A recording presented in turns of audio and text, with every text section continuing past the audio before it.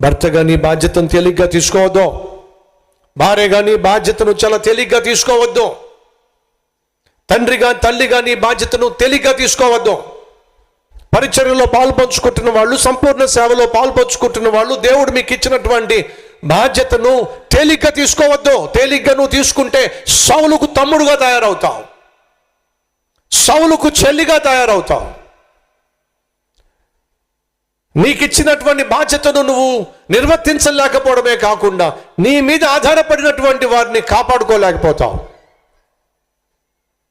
నీ కుటుంబాన్ని నువ్వు కాపాడుకోలేకపోతావు, నీ బిడ్డలను వారి భవిష్యత్తును కాపాడుకోలేకపోతావు. ఈరోజు మనలో చాలామంది తమ కుటుంబాన్ని కాపాడుకోలేకపోతున్నారు, బిడ్డలను సంరక్షించుకోలేకపోతున్నారు. అది వాస్తవమైనట్లయితే దానికి ప్రధాన కారణం ఏంటి తెలుసా? మన జీవితంలో ప్రార్థన లేకపోవడం, వాక్యం ధ్యానించకపోవడం, ఫలితంగా సైతాను వేసేటటువంటి బాణాలను ఎదుర్కోలేకపోవడం.